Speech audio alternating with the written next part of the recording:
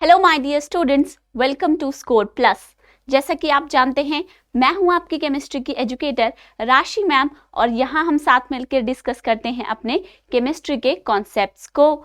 तो जैसा कि आप जानते हैं कि हम क्या कर रहे थे बच्चे, हम डिस्कस कर रहे थे अपना चैप्टर नंबर 1 जो कि है क्लास 9th का। उसका टॉपिक क्या है? मैटर इन आवर सराउंडिंग्स, जो कि है चैप्टर 1 फ्रॉम क्लास 9 और आज हमारा है लेक्चर नंबर 5। तो जैसे कि लास्ट लेक्चर से ही आपको पता होगा कि हम क्या कर रहे थे, हम अपने एनसीईआरटी के क्वेश्चंस को डिस्कस कर रहे थे डिटेल में। तो आज भी हम उसी को कंटिन्यू करेंगे। तो सबसे पहले देखते हैं फर्स्ट क्वेश्चन क्या है। फर्स्ट क्वेश्चन है the mass per unit volume of a substance is called density. मतलब डेंसिटी की डेफिनेशन बताई गई है हमें, that it is mass present per unit volume. Density का formula is equal to mass divided by volume. Arrange the following in order of increasing density. मतलब यहाँ हम कुछ ऐसे मैटर्स का एग्जाम्पल ले रहे हैं जिन्हें हमें किस चीज में अरेंज करना है, हमें अरेंज करना है in the increasing order of their density. ठीक है, देख लेते हैं क्या क्या है। फर्स्ट है एयर, उसके बाद exhaust from chimney, Honey, water, chalk, cotton, iron. ठीक है बेटा, सबसे पहले यहाँ पे हमें क्या पता है? हमें ये पता है कि डेंसिटी किसे कहते हैं हम? डेंसिटी होता है हमारा मास पर यूनिट वॉल्यूम। ये फॉर्मूला हो गया डेंसिटी का, मास डिवाइडेड बाय वॉल्यूम। अब हमें बच्चे एक और चीज पता है, जब हमने देखा था क्या, properties of solid state, liquid state and gaseous state. तो वहां पे हमने क्या किया था? वहां पे हमने डेंसिटी को कंपेयर किया था, कंपैरिजन किया था कि सॉलिड की डेंसिटी जो है वो लिक्विड से ज्यादा होती है और लिक्विड की गैस से ज्यादा होती है। तो हमें क्या पता है? हमें डेंसिटी का ऑर्डर पता है किसके लिए? सॉलिड, लिक्विड और गैसियस स्टेट के लिए। मतलब जो सॉलिड स्टेट है इसकी डेंसिटी होती है किससे ज्यादा? लिक्विड से। और लिक्विड स्टेट की डेंसिटी होती है ज्यादा किससे? गैसियस स्टेट से। ओके बच्चे, तो यहां से हमें अब करना क्या है? हमारे पास क्या ऑप्शन है कि हमें पता है कि सॉलिड जो होंगे, यानी कि ये जितनी भी चीजें हमें दी गई हैं इनमें से जो जो सॉलिड है वो होंगी आपकी हाईएस्ट डेंसिटी साइड पे और जो कि गैसियस हैं वो होंगी लो डेंसिटी पे। ठीक है, और लिक्विड्स कहाँ होंगे? लिक्विड होंगे आपके बीच में, मतलब मॉडरेट डेंसिटी पे। ठीक है, तो इनमें से एक एक करके देखते हैं। जैसे कि हमें पता है क्या, पहले कर लो डिवाइड। मतलब क्या क्या चीजें हैं जो सॉलिड में हैं और क्या है जो लिक्विड स्टेट में है। ओके, और कौन कौन से जो मैटर हैं वो गैसियस स्टेट में है। तो वन बाय वन देखिए। सबसे पहले है एयर। एयर क्या होती है? गैसियस स्टेट में। एग्जॉस्ट फ्रॉम चिमनी भी कहाँ आएगी? गैसियस स्टेट में।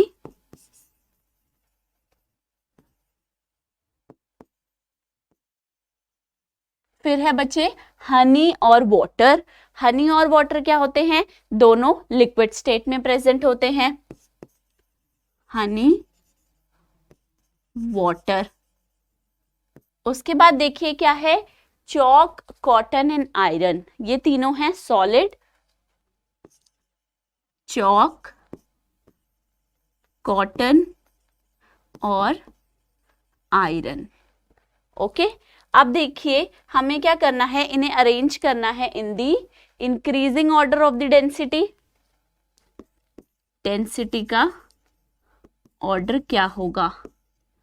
सबसे पहले इंक्रीजिंग ऑर्डर में लगाना है, तो लो डेंसिटी वालों को आप पहले रखेंगे और हाई डेंसिटी वालों को आप एंड में रखेंगे। तो लो डेंसिटी किसकी होगी? हमें इससे पता है कि सबसे लो डेंसिटी पे आएंगे जो गैसियस स्टेट में होंगे। तो गैसियस स्टेट में है एयर और एग्जॉस्ट फ्रॉम चिमनी। अब एयर क्या होती है? एयर होती है क्या? मिक्सचर ऑफ गैसेस, ठीक है। पर जो एयर है जो हमारे एटमॉस्फेयर में प्रेजेंट है, इस एयर के अंदर जो गैसेस होती हैं वो कैसी होती हैं? जैसे कि ऑक्सीजन गैस हो सकती है, नाइट्रोजन गैस हो सकती है, हाइड्रोजन गैस हो सकती है, ठीक है। गैस क्या एयर क्या होती है? हमारा मिक्सचर ऑफ डिफरेंट गैसेस। तो जो ये सारी गैसेस हैं ये कैसी हैं? ये हैं लाइट गैसेस, ठीक है। दूसरी साइड पे जो हमारा दूसरा पोर्शन है यानी कि एग्जॉस्ट फ्रॉम चिमनी है, ये जो निकलता है इसमें कैसी गैसेस प्रेजेंट होती हैं? जैसे कार्बन डाइऑक्साइड, नाइट्रोजन डाइऑक्साइड, ठीक है, इस टाइप की गैसेस प्रेजेंट होती है।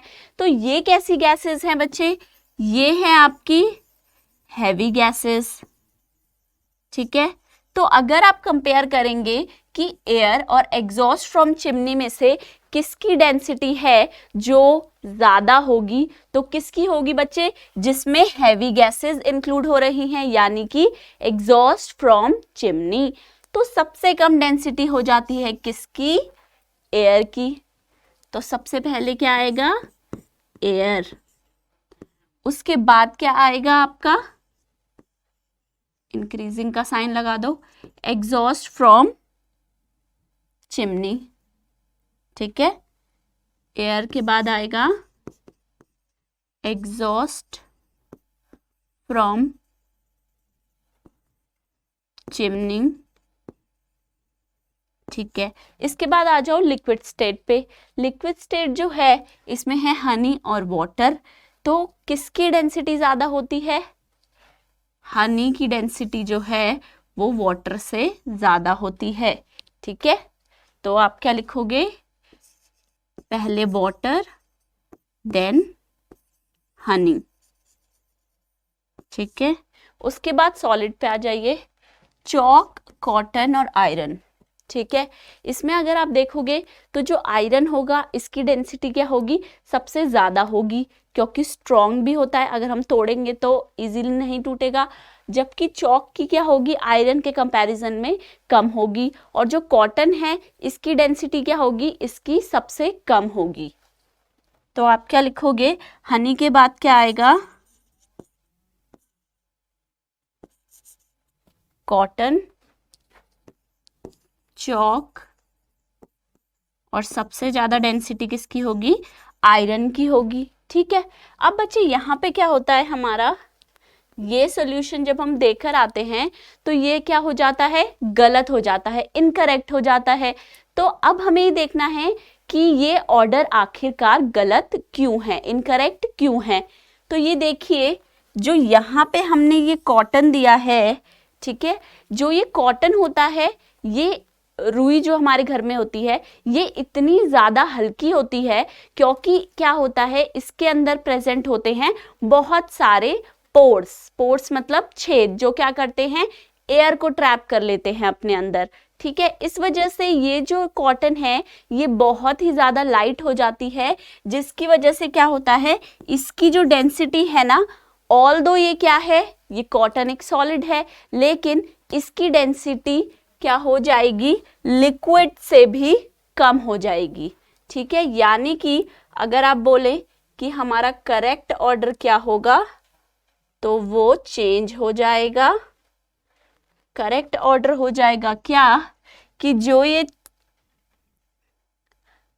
जो आपने गैसेस का ऑर्डर लगाया है, एयर के बाद एग्जॉस्ट फ्रॉम चिमनी, उसके बाद आपका आ जाएगा कॉटन, देन वाटर, उसके बाद हनी, ठीक है, देन हनी के बाद चॉक एंड देन आयरन, ठीक है। तो ये क्या है? ये जो हमने डेंसिटी का ऑर्डर बताया है ये हमारा करेक्ट ऑर्डर है, ठीक है। तो ये हमने फर्स्ट क्वेश्चन देख लिया। अब आगे चलते हैं सेकंड क्वेश्चन पे। सेकंड क्वेश्चन बोलता है tablet the differences in the characteristic of states of matter. मतलब जितनी भी आपने पढ़ी है क्या कैरेक्टरिस्टिक्स किस चीज की? जो आपके मैटर की होती हैं डिफरेंट स्टेट्स, उनकी जितनी भी कैरेक्टरिस्टिक्स पढ़ी हैं उनको जरा एक टेबल की फॉर्म में कंपैरिजन के रूप में दिखाइए। क्या क्या दिखाइए कि सॉलिड में वो प्रॉपर्टीज कैसी होती हैं, लिक्विड में कैसी होती हैं और गैसियस स्टेट में कैसी होती है। तो चलिए एक तरफ हम क्या लेंगे, अपनी कैरेक्टरिस्टिक्स को लेंगे। टेबल बनानी है ना बच्चे हमें, तो सबसे पहले कैरेक्टरिस्टिक्स लिखेंगे, उसके बाद सेकेंड कॉलम में हम लिखेंगे सॉलिड में वो कैसी होती हैं, उसके बाद लिक्विड और एंड में लेते हैं गैसियस स्टेट। ठीक है, अब वन बाय वन देखते हैं। सबसे पहले हम लेते हैं शेप। अब हमें क्या पता है, जो सॉलिड होते हैं उनकी शेप क्या होती है, फिक्स्ड होती है ना। लिक्विड जो होते हैं इसकी शेप फिक्स्ड नहीं होती, और जो गैसेस होती हैं उनकी भी शेप फिक्स नहीं होती। ठीक है बच्चे, जैसे कि ये मेरे हाथ में जो पेन है ना, जिससे मैं बोर्ड पे लिख रही हूं, ये क्या है, एक सॉलिड है। इस सॉलिड की क्या है, शेप जो है वो फिक्स है। ठीक है, पर जो हमारा पानी होता है उसकी क्या शेप फिक्स होती है, बताइए, नहीं होती।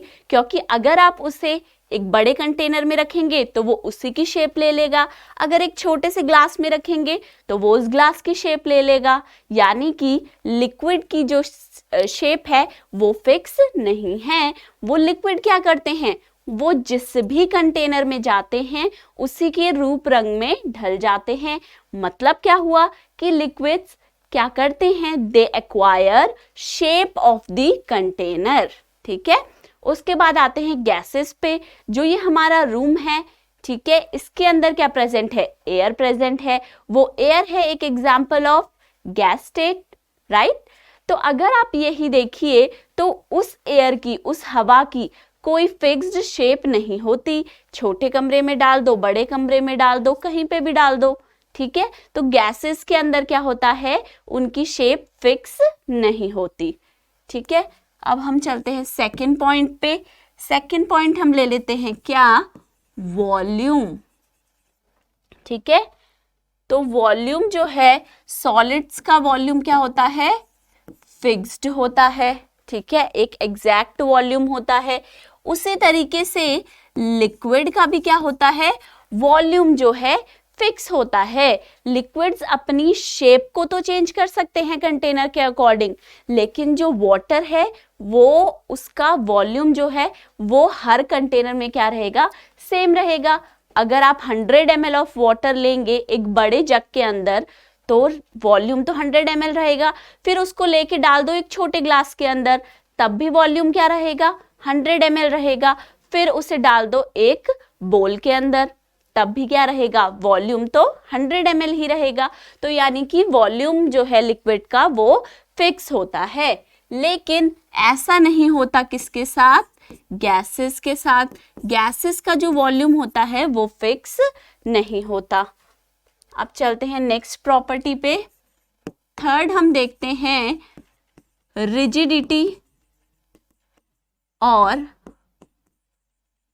फ्लूइडिटी। बच्चे देखिए, ये मैंने आपको लास्ट लेक्चर में भी एक्सप्लेन किया था हमने, क्या कि रिजिडिटी का मतलब क्या होता है और फ्लूइडिटी का मतलब क्या होता है। लेकिन फिर भी हम एक बारी दोबारा से देख लेते हैं।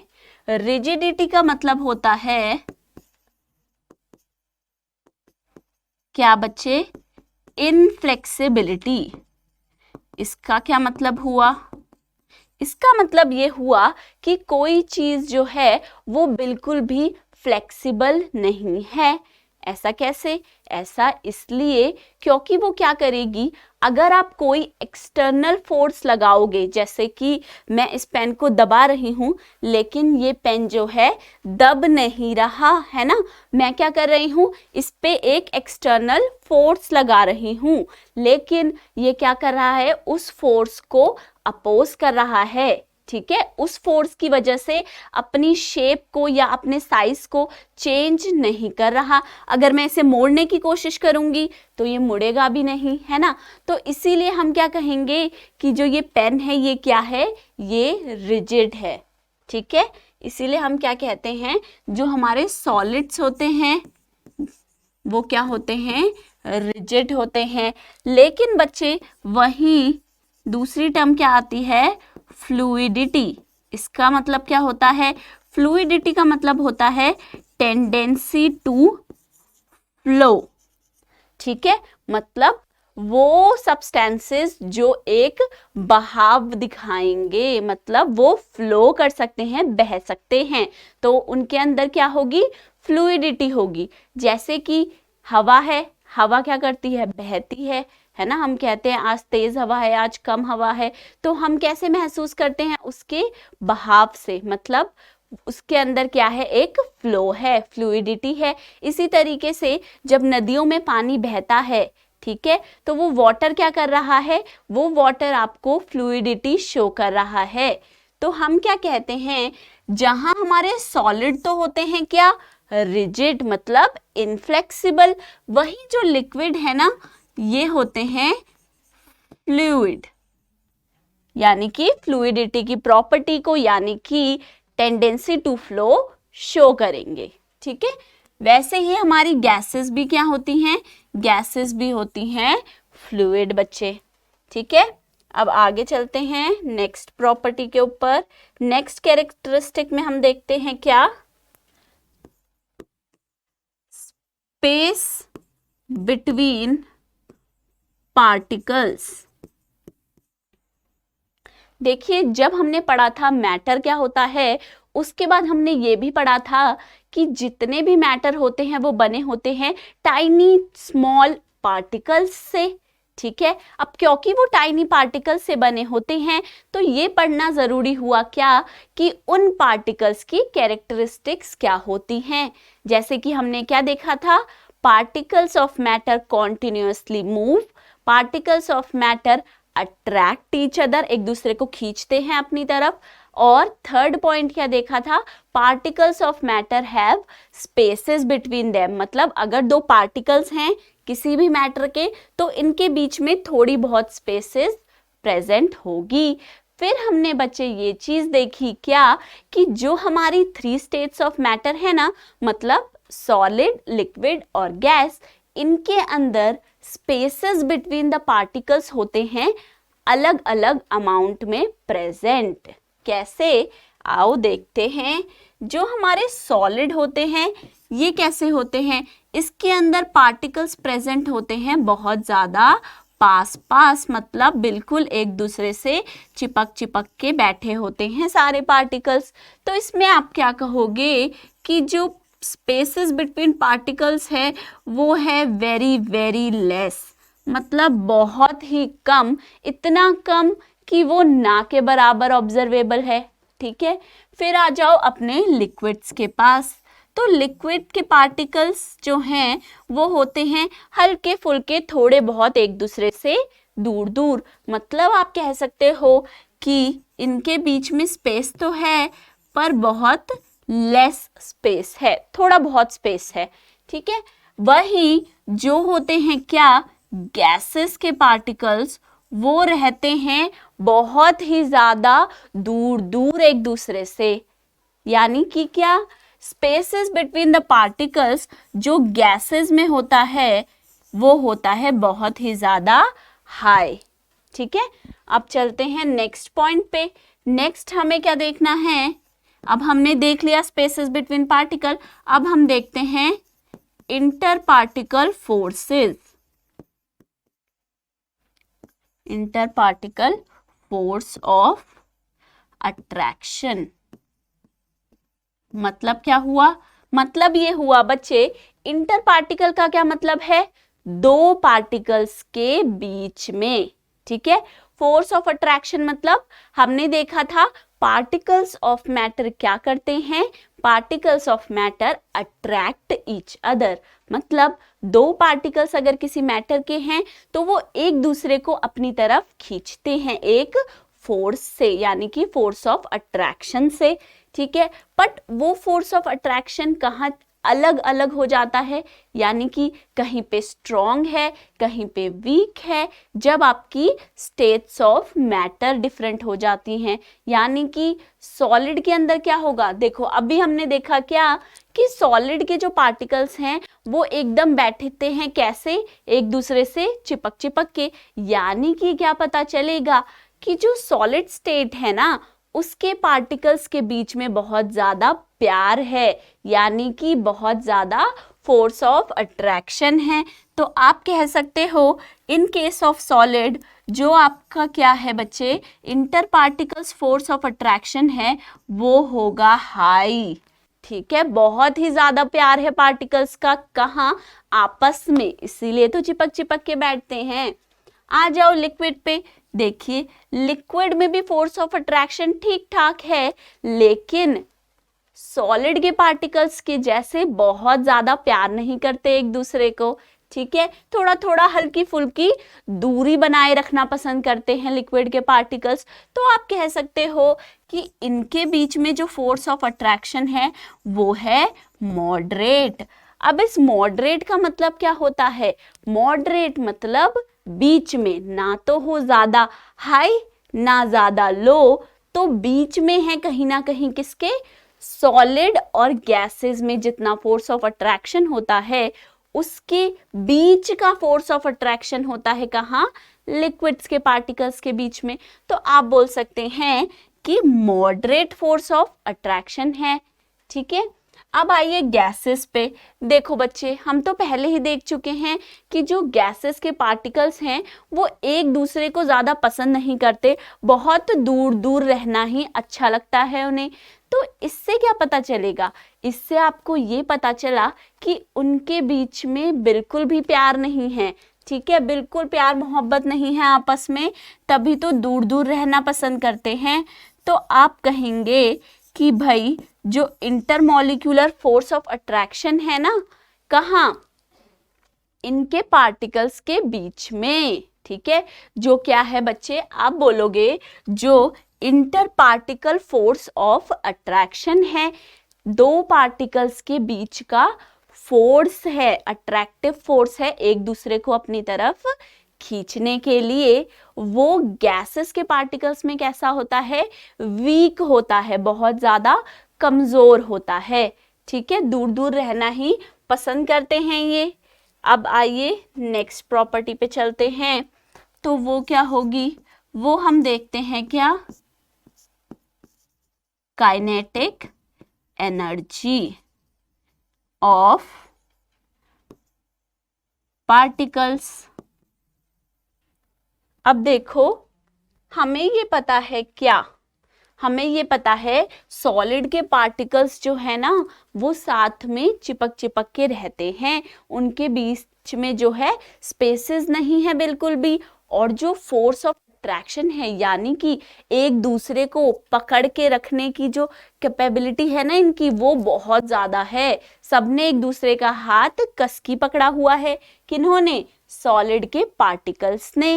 अब अगर आप बोलोगे बच्चे कि इनके अंदर जो मूवमेंट होगी, मतलब मोशन होगा पार्टिकल्स का, वो क्या हो जाएगा, कम हो जाएगा। क्यों कम हो जाएगा, क्योंकि फोर्स ऑफ अट्रैक्शन ज्यादा है, इसीलिए मोशन ऑफ पार्टिकल्स कम हो जाएगा। और जो कि हमारी होती है काइनेटिक एनर्जी, हमें फिजिक्स ने बताया है क्या, कि काइनेटिक एनर्जी वो एनर्जी है जो होती है due to motion of particles.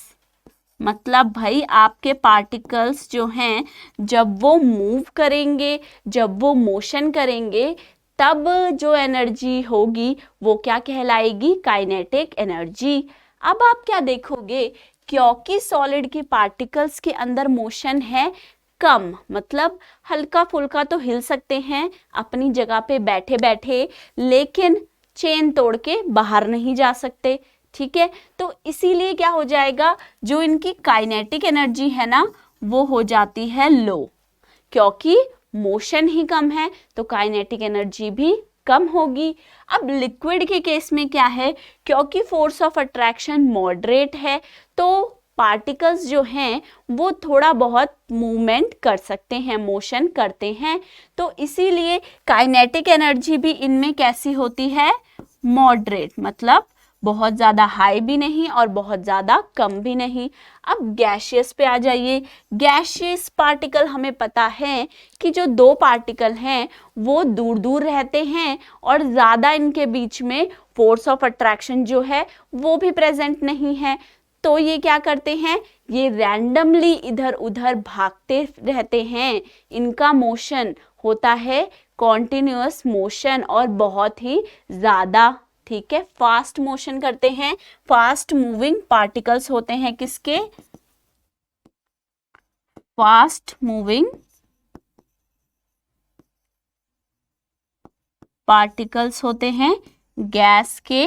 तो इससे क्या होगा, इससे होगा ये कि जो काइनेटिक एनर्जी है वो हो जाती है हाईएस्ट, मतलब सबसे ज्यादा काइनेटिक एनर्जी किसके पार्टिकल्स की होगी, सबसे ज्यादा काइनेटिक एनर्जी गैसेस के पार्टिकल्स की होगी जब आप बात करेंगे सॉलिड, लिक्विड और गैसेस की।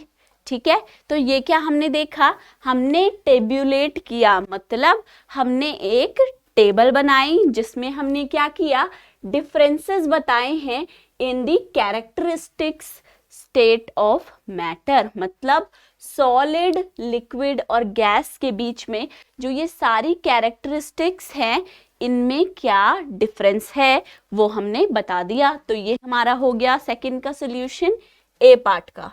अब चलते हैं नेक्स्ट क्वेश्चन पे जो कि है बी। ये कह रहा है कमेंट अपॉन द फॉलोइंग, मतलब जो भी हमने आपको प्रॉपर्टीज दी हैं इनके बारे में कुछ कमेंट कीजिए, कुछ बताइए। तो एक एक करके देखते हैं। सबसे पहले क्या है, रिजिडिटी।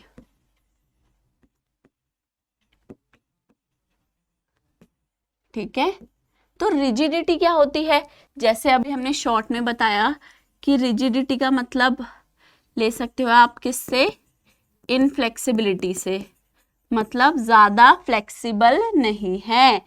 ठीक है, तब हम कहते हैं कि वो रिजिड है। तो रिजिडिटी क्या है, रिजिडिटी को आप बोल सकते हो the tendency of a substance to oppose any change in it when an external force is applied। ठीक है बच्चे, क्या मतलब हुआ, टेंडेंसी ऑफ ए सब्सटेंस, मतलब एक सब्सटेंस की कैपेबिलिटी, कितना उसमें दम है, किस लिए, to oppose any change in it, मतलब वो सब्सटेंस क्या करेगा, अपने अंदर किसी भी तरीके का चेंज नहीं आने देगा। कब, जब आप उसके ऊपर बाहर से एक फोर्स लगाओगे।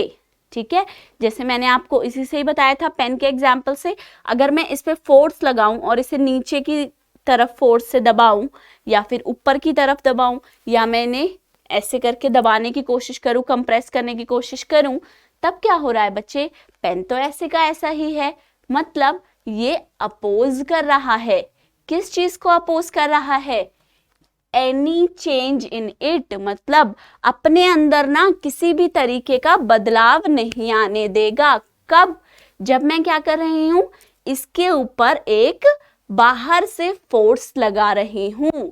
ठीक है, तो क्या है rigidity, the tendency of a substance to oppose any change in it when an external force is applied, उसे हम क्या कहते हैं, रिजिडिटी की प्रॉपर्टी कहते हैं।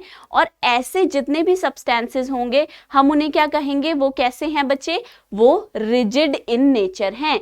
जैसे कि बहुत सारे जो हमारे सॉलिड हैं वो क्या होते हैं, वो होते हैं रिजिड, मतलब सॉलिड्स जो हैं वो शो करते हैं रिजिडिटी और सॉलिड्स को हम कहते हैं क्या, रिजिड। ठीक है, नेक्स्ट देखते हैं, नेक्स्ट है कंप्रेसिबिलिटी। ठीक है, कंप्रेसिबिलिटी का मतलब देखते हैं पहले क्या होता है।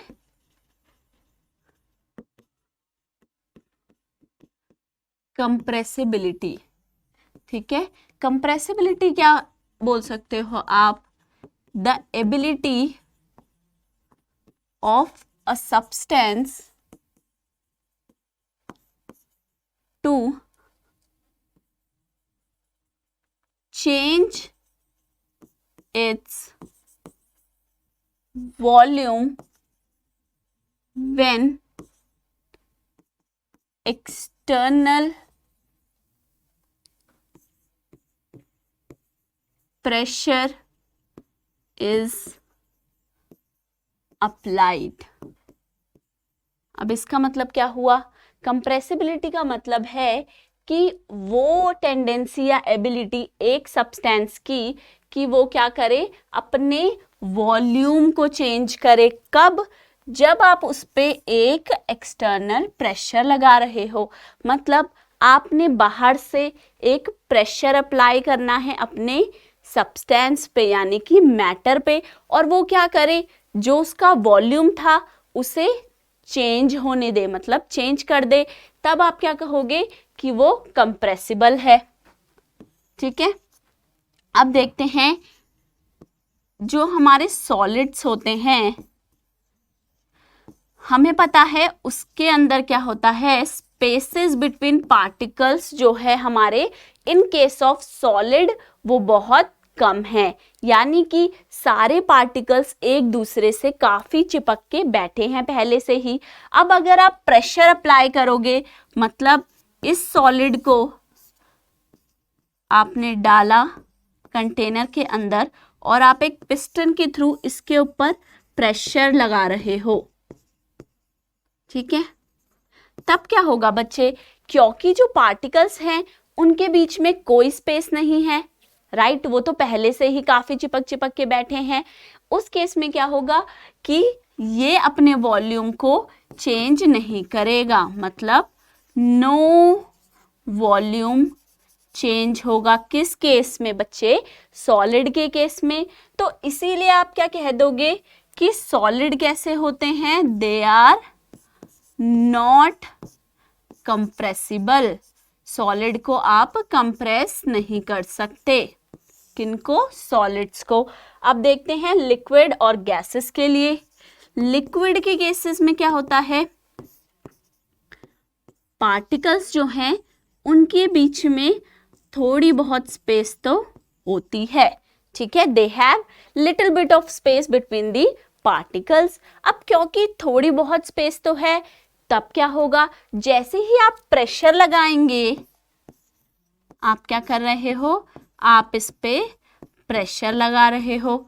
जैसे ही बच्चे आप प्रेशर लगाओगे, तब उस केस में क्या होगा कि जो ये पार्टिकल्स थोड़ी सी दूर दूर है और इनके बीच में क्या है, थोड़ा बहुत स्पेस है, तो ये जो पार्टिकल्स हैं प्रेशर लगने के बाद आ जाएंगे एकदम पास पास चिपक जाएंगे, ठीक है। और क्या हो जाएगा, अगर पहले ये वॉल्यूम था, देखिए अगर पहले इतने वॉल्यूम में थे तो अब इतने वॉल्यूम में आ जाएंगे, ठीक है। ये देख सकते हो आप, वॉल्यूम क्या हो रहा है, चेंज हो रहा है। मतलब क्या हुआ, लिक्विड के केस में जब हमने प्रेशर अप्लाई किया है, तब क्योंकि पार्टिकल्स के बीच में हल्का फुल्का थोड़ा बहुत स्पेस तो था, तो वो क्या करेंगे, प्रेशर लगने की वजह से थोड़ा बहुत पास आ जाएंगे, ठीक है। और क्या होगा, वॉल्यूम में चेंज आपको दिखेगा। जब आप एक्सटर्नल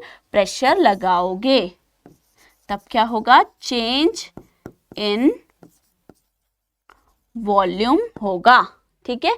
तो लिक्विड के लिए हम क्या कहेंगे, दे आर कंप्रेसिबल, मतलब कंप्रेसिबिलिटी शो करेंगे। अब आते हैं किस पे, गैस पे। जब हम बात करते हैं गैसेस की, तो हमें पता है उसके अंदर पार्टिकल्स बहुत दूर दूर रहते हैं, they have high space between their particle, large space between their particles, बहुत सारी स्पेस होती है इनके पार्टिकल्स के बीच में। अब अगर आप गैसेस पे प्रेशर अप्लाई करेंगे तब क्या होगा, जो ये पार्टिकल्स बहुत दूर दूर बैठे थे ये पार्टिकल्स आ जाएंगे एक दूसरे के पास, क्योंकि आप प्रेशर लगा रहे हो। ठीक है, तो क्या हो जाएगा, जो ये पार्टिकल्स दूर थे ये पार्टिकल्स पास आ जाएंगे प्रेशर लगने की वजह से। और आप यहाँ से देख सकते हो कि जो वॉल्यूम है उसके अंदर भी क्या आ जाएगा, चेंज आ जाएगा, मतलब वॉल्यूम बदलेगा। ठीक है, तो हम गैसेस के लिए क्या कहेंगे, they are highly compressible.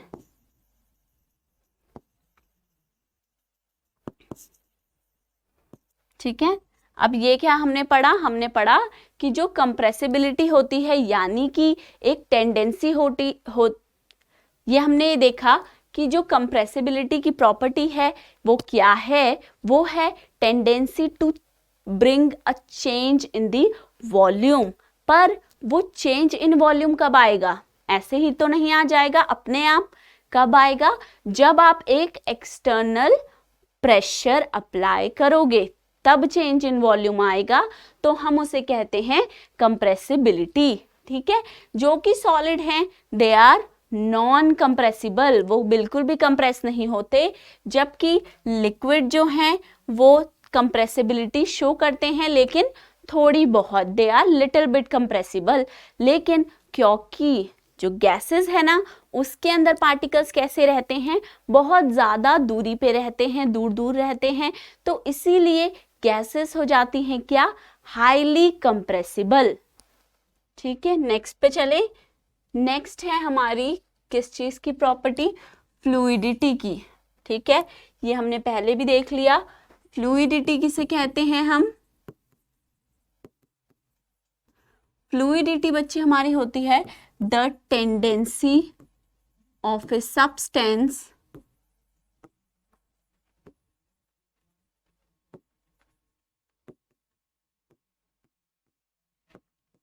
To flow. ठीक है, ये इंपॉर्टेंट है। मतलब फ्लूइडिटी का मतलब है कोई भी मैटर या किसी भी सब्सटेंस के अंदर शो हो रही है क्या, टेंडेंसी टू फ्लो, एक फ्लो है।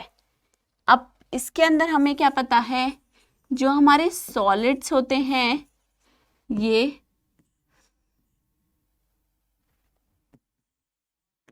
फ्लूइडिटी की प्रॉपर्टी को शो नहीं करेंगे।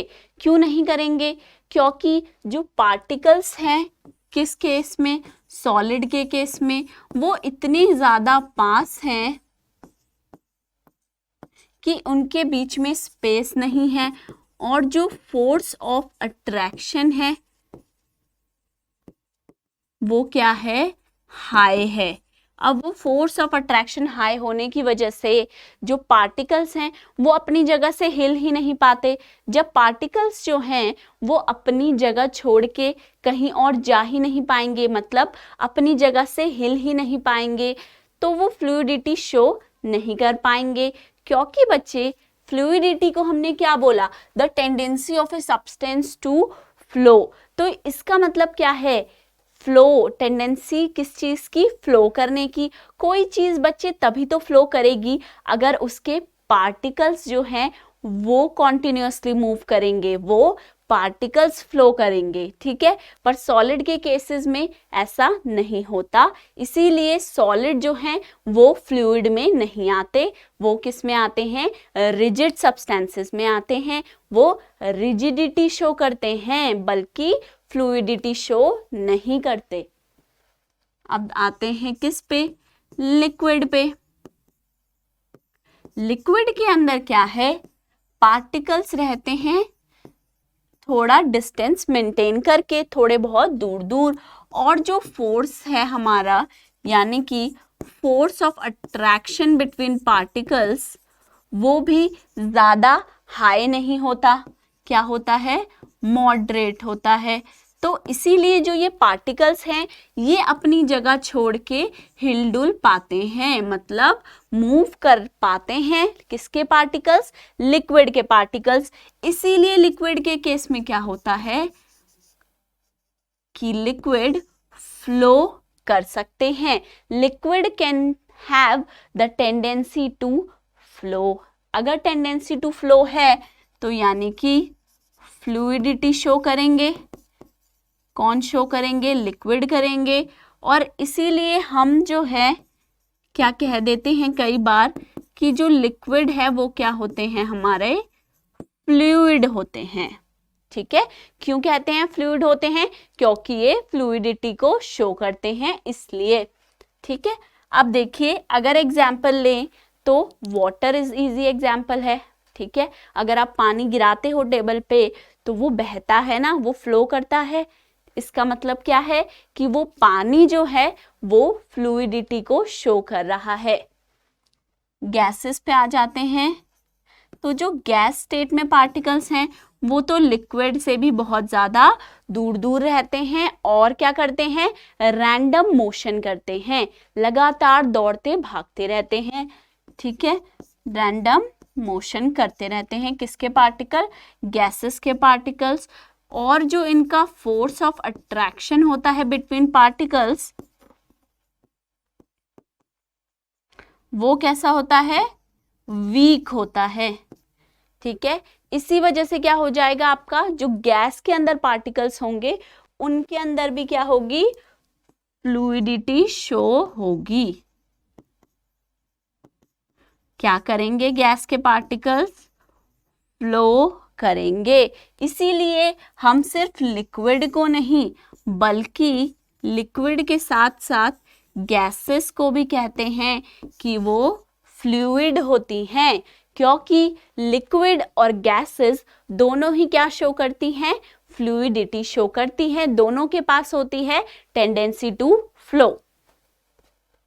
अब नेक्स्ट पे चलते हैं। नेक्स्ट पॉइंट है filling a gas container.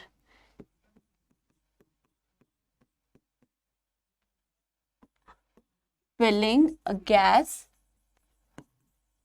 Container. ठीक है, अब देखो बच्चे क्या होता है, जो हमारी गैस होती है इसके केस में क्या है? स्पेस बिटवीन पार्टिकल्स जो है वो होता है हाई, मतलब पार्टिकल्स के बीच में बहुत ही ज्यादा स्पेस है, पार्टिकल्स एक दूसरे से दूर दूर रहते हैं। दूसरी चीज क्या होती है? जो फोर्स ऑफ अट्रैक्शन है वो होता है बहुत वीक, बहुत कमजोर। दो पार्टिकल्स के बीच में जो अट्रैक्शन फोर्स है वो बहुत ज्यादा कमजोर होता है। और इस केस में क्या होता है? पार्टिकल्स आर कॉन्टिन्यूअसली मूविंग, जिससे हम क्या कहते हैं? हम ये भी कहते हैं कि रैंडम मोशन ऑफ पार्टिकल्स होता है। किसके केस में? गैसेस के केस में। ठीक है, तो यहां से क्या पता चला हमें? गैस में स्पेस बिटवीन पार्टिकल्स बहुत ज्यादा है और फोर्स ऑफ अट्रैक्शन बहुत कम है। और जो पार्टिकल्स हैं वो क्या करते हैं? कॉन्टिन्यूअसली मूव करते रहते हैं, लगातार मोशन करते हैं, रैंडम मोशन करते हैं। किसके पार्टिकल?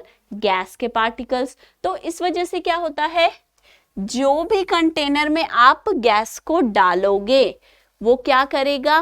गैस के पार्टिकल्स के बीच में स्पेस बहुत ज्यादा होता है और वो रैंडम मोशन करते हैं और फोर्स ऑफ अट्रैक्शन भी वीक होता है।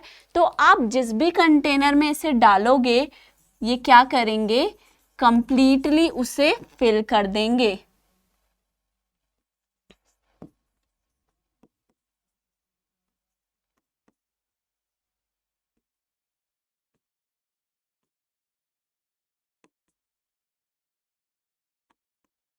ठीक है बच्चे, यानी कि क्या होगा?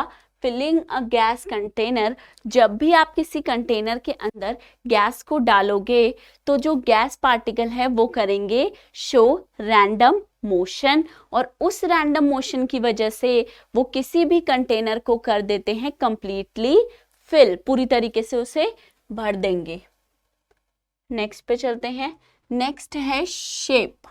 अब क्या देखना है, शेप की प्रॉपर्टी। तो शेप क्या होता है बच्चे, शेप को हम डिफाइन कैसे करेंगे, it is definite structure of object या कोई भी सब्सटेंस विदिन डिस्टिंक्ट बाउंड्रीज। जैसा कि हम ऑलरेडी देख चुके हैं कि जो शेप है हमारी वो फिक्स होती है सिर्फ और सिर्फ सॉलिड स्टेट में। सिर्फ हमारी इकलौती स्टेट कौन सी है, सॉलिड स्टेट है, जिनकी क्या होती है, फिक्स्ड शेप होती है। तो इस फिक्स्ड शेप का मतलब क्या है, that it will have definite structure with in distinct boundaries. ठीक है, अगर आप कोई बॉल लेते हो तो आप कहते हो कि इसकी शेप कैसी है, इसकी शेप है स्फेरिकल। स्फेरिकल मतलब, ठीक है, आप बोलते हो इसकी स्फेरिकल शेप है, किसकी, इस बॉल की। ठीक है, क्योंकि ये बॉल कैसी होती है, एक स्फेयर होती है। ठीक है, तो यहां से हम क्या कह रहे हैं, इसकी शेप को डिफाइन करने के लिए कैसे डिफाइन करते हैं, एक डेफिनेट स्ट्रक्चर के रूप में। कब, जब उसके साथ क्या होनी चाहिए, एक डिस्टिंक्ट बाउंड्रीज भी होनी चाहिए, तब हम कहते हैं वो उसकी शेप है। जैसे कि यहाँ पे स्फेरिकल इन शेप है आपकी बॉल। ठीक है, नेक्स्ट पे चलते हैं। नेक्स्ट है काइनेटिक एनर्जी। अब काइनेटिक एनर्जी का क्या मतलब होता है, ये तो हमने फिजिक्स से सीखा है ना, कि काइनेटिक एनर्जी क्या होती है, energy possessed by particles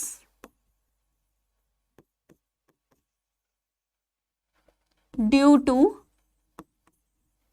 its motion। मतलब हमको फिजिक्स ने बताया है कि जब भी कोई ऑब्जेक्ट, कोई सब्सटेंस या फिर यहाँ पे जैसे हमारे पार्टिकल्स मूव करते हैं, वो जब भी करते हैं मोशन, तो उस मोशन की वजह से जो एनर्जी आती है उसे क्या कहते हैं, काइनेटिक एनर्जी। अब हमें क्या पता है, देखिए हमें पता है क्या, कि जो सॉलिड है उसके केसेस में जो मूवमेंट ऑफ पार्टिकल है या मोशन ऑफ पार्टिकल कंपेयर कर लो, क्या कंपेयर करते हैं, मोशन ऑफ पार्टिकल्स। ठीक है, तो जो सॉलिड होता है इसके अंदर मोशन ऑफ पार्टिकल्स बहुत ही ना के बराबर है, बहुत ही कम है। अब ऐसा क्यों था, क्योंकि जो सॉलिड के पार्टिकल्स थे उनके बीच में फोर्स ऑफ अट्रैक्शन बहुत ज्यादा हाई है। उसके बाद क्या आता है, लिक्विड आता है। लिक्विड स्टेट में क्या था, फोर्स ऑफ अट्रैक्शन मॉडरेट था, मतलब पार्टिकल्स के बीच में इतना ज्यादा फोर्स स्ट्रॉन्ग नहीं है जितना सॉलिड के पार्टिकल्स के पास है, लेकिन इतना ज्यादा वीक यानी कि कमजोर भी नहीं है जितना लिक्विड के केस में था। तो यानी कि लिक्विड आते हैं बीच में। ठीक है, तो इसीलिए इनके अंदर क्या होता है, आपका movement of particles, motion of particles होता है। अब गैस के केस में क्या है, क्योंकि गैसेस में force of attraction between particles बहुत ज्यादा वीक है और स्पेसेस बिटवीन पार्टिकल्स हाई होता है, इसीलिए गैसेस के पार्टिकल क्या करते हैं, रैंडम मोशन शो करते हैं। क्या करते हैं, रैंडम मोशन या कॉन्टिन्यूअस मोशन शो करते हैं। इसकी वजह से क्या हो जाता है, इनका मोशन ऑफ पार्टिकल्स होता है बहुत ही ज़्यादा गैसेस के केस में। अब देखिए जितना ज़्यादा मोशन ऑफ पार्टिकल होगा, क्योंकि जो काइनेटिक एनर्जी है ये किस वजह से है, it is due to the motion of the particles. तो जितना ज़्यादा मोशन ऑफ पार्टिकल्स होगा उतनी ही ज़्यादा काइनेटिक एनर्जी हो जाएगी। तो यहाँ पे क्या होगा, सॉलिड के केस में पार्टिकल्स की काइनेटिक एनर्जी सबसे कम होगी, फिर होगी लिक्विड के केस में, और सबसे ज़्यादा काइनेटिक एनर्जी होगी गैसेस के पार्टिकल्स के पास, क्योंकि उनके अंदर जो है मोशन ज़्यादा हो रहा है, दे आर कॉन्टिन्यूसली मूविंग। इसीलिए गैस के पार्टिकल्स जो हैं उनके अंदर वो एनर्जी, कौन सी एनर्जी, जो कहाँ से आ रही है, पार्टिकल्स के मोशन की वजह से आ रही है, वो हो जाएगी high. They will have the highest kinetic energy. अब चलते हैं नेक्स्ट पे। नेक्स्ट क्या प्रॉपर्टी है हमारी, नेक्स्ट हमें देखना है डेंसिटी। नेक्स्ट क्या देखेंगे, डेंसिटी। डेंसिटी हमने स्टार्टिंग ऑफ लेक्चर में भी पढ़ लिया कि डेंसिटी कैसे डिफाइन होती है। Density is the mass per unit volume, मतलब वो मास जो कि एक unit volume of the substance में आता है। डेंसिटी का फॉर्मूला क्या था, mass will be divided by the volume. ठीक है, अब डेंसिटी के अंदर कंपेयर कर लेते हैं density of solid, liquid and gaseous state.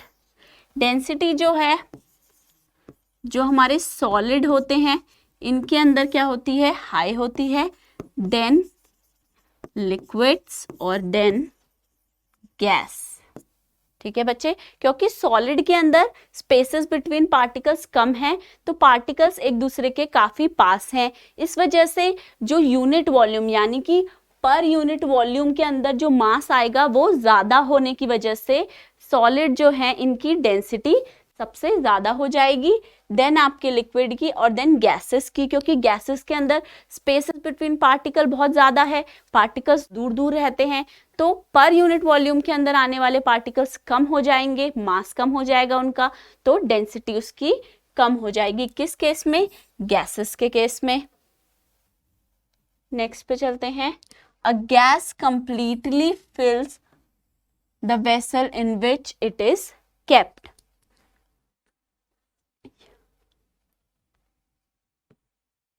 इस क्वेश्चन में क्या पूछ रहा है कि जब भी आप किसी भी कंटेनर या किसी भी वेसल, किसी भी बर्तन के अंदर जब आप कोई गैस को फिल करते हो, तब क्या होता है, वो गैस जो है उसे कंप्लीटली फिल कर देती है। ऐसा क्यों होता है, इसलिए होता है क्योंकि हमें पता है गैस के केसेस में क्या है, स्पेस बिटवीन पार्टिकल्स होना चाहिए हाई, बहुत दूर दूर रहते हैं। ठीक है, सेकेंड, जो फोर्स बिटवीन पार्टिकल्स है, यानी कि गैस में force of attraction between particles, वो कैसा होगा, वो होता है लो। और लास्ट क्या बच्चे, जो मोशन ऑफ पार्टिकल्स है वो कैसा होता है, पार्टिकल्स आर continuously moving। ठीक है, random motion of particle show करते हैं। तो इसीलिए क्या होता है, जब भी हम कोई भी वेसल, कोई भी कंटेनर लेंगे, जैसे ये सोचो एक वेसल है और इसके अंदर हम क्या कर रहे हैं, एक गैस को फिल करेंगे, गैस को भरेंगे जैसे ही, तो वो गैस क्या करेगी, वो गैस के पार्टिकल्स रहना चाहेंगे एक दूसरे से दूर दूर, और वो दूर दूर रह भी सकते हैं क्योंकि उनके बीच में फोर्स ऑफ अट्रैक्शन बहुत ही कम है। तो इसीलिए ये पार्टिकल्स एक दूसरे से जब दूर दूर रहेंगे तब क्या होगा, तब होगा ये कि ये जो है आपके कंटेनर को कंप्लीटली फिल कर देंगे, कंप्लीटली फिल दी वेसल या फिर कंटेनर। ठीक है, इसका मतलब हमने क्या देखा, जब भी हम किसी वेसल या कंटेनर के अंदर गैस को डालेंगे, गैस को फिल करेंगे, तो वो कंप्लीटली फिल कर देगी उस वेसल या फिर कंटेनर को। नेक्स्ट देखिए, a gas exert pressure on the walls of the container. अब इस केस में क्या है, क्योंकि हम ऑलरेडी देखा है कि जो गैस है इसके पार्टिकल्स के बीच में क्या होता है, weak force of attraction. Weak force यानी कि कमजोर है इनकी अट्रैक्टिव फोर्स बिटवीन पार्टिकल्स होता है गैस में। अब इस वजह से क्या होता है, रैंडम मोशन शो करते हैं गैस के पार्टिकल्स, रैंडमली बिना सोचे समझे इधर उधर भागते रहते हैं। ठीक है, रैंडम मोशन होता है पार्टिकल्स का। उस रैंडम मोशन की वजह से क्या होता है, particles collide with walls of container. ठीक है, वो क्या करते हैं, कोलाइड करते हैं, मतलब जाके बार बारी टकराते रहते हैं किसके साथ, जिस कंटेनर में आप उस गैस को भरोगे रखोगे उसकी वॉल्स के साथ। अब जब वो टकराएंगे यानी कि जाके भिड़ेंगे किसी से, तब क्या होगा, उस वॉल ऑफ कंटेनर के ऊपर एक प्रेशर अप्लाई होगा। यानी कि यहां देखिए, अगर ये गैस के पार्टिकल्स जिनके बीच में क्या है, बहुत ज्यादा स्पेस है बिटवीन द पार्टिकल्स, और ये क्या करते हैं, ये रैंडम मोशन करते हैं, इधर उधर भागते रहते हैं, दौड़ते रहते हैं, तब क्या होगा, ये जाके जिस भी वेसल में होते हैं उसकी वॉल्स से, मतलब इन दीवारों से क्या करेंगे, टकराएंगे। और जब ये कोलाइड करेंगे, कोलाइड विद वॉल्स करेंगे, कौन, ये पार्टिकल्स, तब क्या होगा, इस वॉल ऑफ द कंटेनर पे एक प्रेशर अप्लाई होगा, pressure applied on walls of container. ठीक है बच्चे, जैसे कि हमारे घर में जो छोटे बच्चे होते हैं उनके अंदर क्या होता है, उनके अंदर होती है बहुत ज्यादा एनर्जी। सेम उसी वे में जो हमारे पार्टिकल्स ऑफ गैसेस होती हैं, इनके अंदर भी क्या होती है, बहुत हाई होती है काइनेटिक एनर्जी। उसी तरीके से ये क्या करते हैं, जैसे एक छोटे बच्चे को अगर हम एक कमरे में छोड़ते हैं, वो क्या करता है, बिना सोचे समझे इधर उधर भागता रहता है, दौड़ता रहता है, कूदता है। वैसे ही ये जो गैसेस के पार्टिकल्स हैं, क्योंकि इनके अंदर बहुत ज्यादा हाई काइनेटिक एनर्जी आ गई, तो ऐसे ही ये भी क्या करते हैं, दौड़ते भागते कूदते रहते हैं। ठीक है, और क्या करते हैं, दीवारों से टकराते रहते हैं। किसकी दीवारों से, जिस कंटेनर, जिस वेसल के अंदर आप इस गैस को स्टोर करके रखते हो उसकी वॉल्स से कोलाइड करते हैं, यानी कि टकराते हैं। और जब ये टकराते हैं वॉल्स से, तब उन वॉल्स पे होता है प्रेशर अप्लाइड, यानी कि a gas exerts pressure on the walls of the container. ऐसा क्यों है, due to the random motion of the particles present in the gaseous state, या फिर due to the high kinetic energy of the particles present in gaseous state. Next पे देखिए, a wooden table should be called a solid, यानी कि क्या एक wooden table को हम कह सकते हैं कि वो एक सॉलिड है। तो वन बाय वन देखिए, जो वुडन टेबल है, क्या इसके अंदर स्पेसेस बिटवीन पार्टिकल्स आपको दिख रहा है वुडन, जो कोई भी आपके घर में एक टेबल होगी लकड़ी की, क्या उस टेबल के अंदर आप ये देख सकते हो कि उसके पार्टिकल्स के बीच में कोई गैप है या फिर नहीं है? बताइए, नहीं है बच्चे, यानी कि space between particles is not present. ठीक है, स्पेस बिटवीन पार्टिकल्स नहीं है। अब ये आप एक और तरीके से कैसे पता लगा सकते हो, जैसे कि आप ये कह सकते हो कि मैम जब हम वाटर को भी देखते हैं तब भी तो हम यही कहते हैं कि इसके पार्टिकल्स के बीच में हमें तो कोई स्पेस नहीं दिख रहा, फिर उसमें सॉल्ट या शुगर डालने पर डिसॉल्व हो गई थी, और फिर आपने ही ये कहा था कि वाटर के पार्टिकल्स के बीच में स्पेस होता है। राइट बच्चे, अब ऐसे ही अगर आप कहो, क्या करो आपने जैसे सॉल्ट और शुगर पानी में मिलाया था, अगर वो सॉल्ट और शुगर आप अपनी वुडन टेबल के ऊपर रखोगे, क्या वो उस टेबल के साथ घुल जाएगा, मिल जाएगा, आपको अलग से नहीं दिखेगा? दिखेगा ना। तो इसका मतलब क्या है कि उस टेबल के जो पार्टिकल्स हैं उनके बीच में किसी भी तरीके का स्पेस प्रेजेंट नहीं है, या फिर अगर है भी तो वो है ना के बराबर, यानी कि बहुत ही ज्यादा कम स्पेस है। अब आप क्या करो, इसको देखो कि क्या इसका जो शेप है टेबल की, या साइज है या फिर वॉल्यूम है, ये डेफिनेट है या फिर इनडेफिनेट है, मतलब फिक्स्ड शेप है ना, तो आप कहोगे यस है।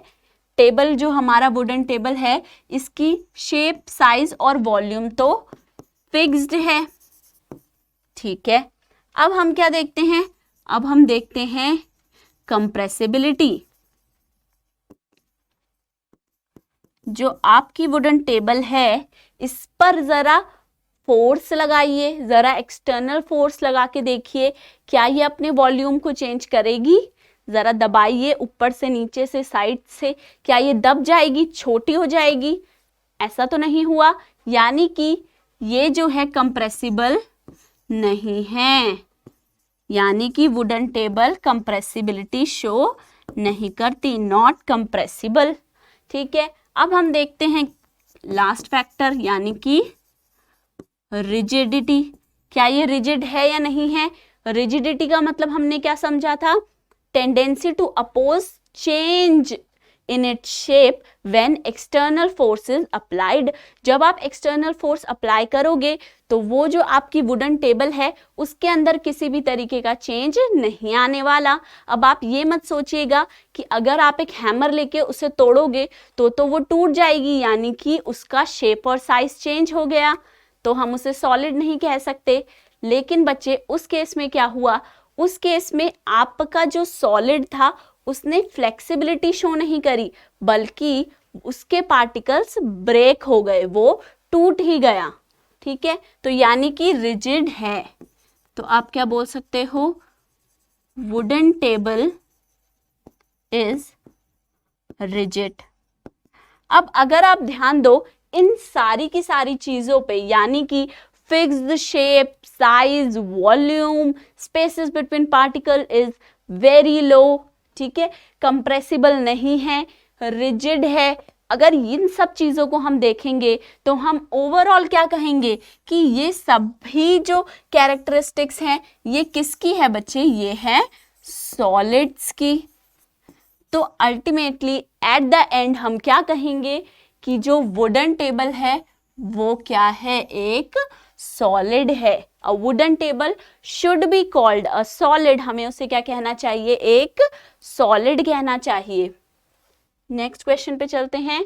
We can easily move our hand in air but do not do the same through the solid block of wood. We need a karate expert. यानी कि दो चीजों की बात कर रहे हैं, पहली है एयर और दूसरा क्या है आपका? Block of would. ठीक है, यहां पे कह रहे हैं कि अगर हम एयर यानी कि जो हमारे आसपास हवा है उसमें अपने हाथ हिला रहे हैं, जैसे कि मैं अभी मूव कर रही हूँ, तो हम आराम से फ्रीली अपने हैंड्स को मूव कर सकते हैं। लेकिन वहीं अगर इस एयर की जगह पे हम ले आए एक कोई वुड का ब्लॉक, कोई भी लकड़ी का एक ब्लॉक या पीस ले आए और हम उसके आर पार अपने हाथ को करने की कोशिश करें, तो हम मूव नहीं कर पाएंगे। तो आखिर ऐसा होता क्या है? तो अगर आप देखिए, सबसे पहले हम क्या बोलेंगे कि जो एयर है ये कौन सी स्टेट ऑफ मैटर है? ये है गैसियस स्टेट ऑफ मैटर। और वुड ब्लॉक जो है ये कौन सी स्टेट ऑफ मैटर है? ये है सॉलिड स्टेट ऑफ मैटर। अब इन केस ऑफ गैसेस क्या होता है हमें पता है, force of attraction between particles जो है वो वीक है, कमजोर है। ठीक है, दूसरा क्या चीज हमें पता है, that the space between particles is the space between particle is very high। ठीक है, मतलब एक तो पार्टिकल्स जो हैं एयर के यानी कि गैस स्टेट ऑफ मैटर के, वो क्या हैं, बहुत ही ज्यादा दूर दूर रहते हैं एक दूसरे से। और दूसरा पॉइंट ये कि उनके बीच में जो अट्रैक्शन फोर्स है वो भी बहुत वीक है। इसीलिए हम क्या कर पाएंगे, हम अपने हैंड्स को फ्रीली एयर में मूव कर पाएंगे, क्योंकि उसके पार्टिकल्स के बीच में बहुत सारी जगह अवेलेबल है। वहीं अगर हम सॉलिड की बात करें, तो जो सॉलिड के पार्टिकल्स हैं इसके बीच में जो फोर्स ऑफ अट्रैक्शन है, force of attraction between particles हैं वो बहुत ज्यादा हाई होता है। और दूसरी चीज क्या, जो स्पेस बिटवीन पार्टिकल्स हैं वो बहुत लो होता है। ठीक है, मतलब एक तो पार्टिकल्स के बीच में जगह ही नहीं है, बहुत ज्यादा चिपक के बैठते हैं एक दूसरे के साथ। ठीक है, दूसरी बात ये कि उनके बीच में फोर्स ऑफ अट्रैक्शन ही इतना ज्यादा है कि अगर आप हाथ को आर पार भी करना चाहो तो वो जो पार्टिकल्स हैं, वो पार्टिकल्स ऑफ सॉलिड, वो एक दूसरे का हाथ नहीं छोड़ेंगे। मतलब आपके हैंड को अपने पार्टिकल्स के बीच में नहीं आने देंगे। तो क्योंकि सॉलिड में फोर्स ऑफ अट्रैक्शन हाई है और स्पेस बिटवीन द पार्टिकल्स बहुत लो है, इसीलिए जो सॉलिड है यानी कि वुड ब्लॉक है उसके आर पार हम अपने हाथ को मूव नहीं कर सकते, जबकि एयर में हम फ्रीली अपने हैंड्स को मूव कर सकते हैं। तो बच्चे, आज हमने क्या डिस्कस करे, अपने कुछ इंपॉर्टेंट क्वेश्चन जो कि एनसीईआरटी से थे। तो आज के लेक्चर में सिर्फ इतना ही। नेक्स्ट लेक्चर में जाके हम और भी सारे क्वेश्चंस को डिस्कस करेंगे। अगर आपको हमारे किसी भी चैप्टर के नोट्स चाहिए, किसी भी लेक्चर के नोट्स चाहिए, तो आप कहाँ जाएंगे, आप बच्चे हमारे स्कोर प्लस की ऐप पे जाके वहां से डाउनलोड कर सकते हैं।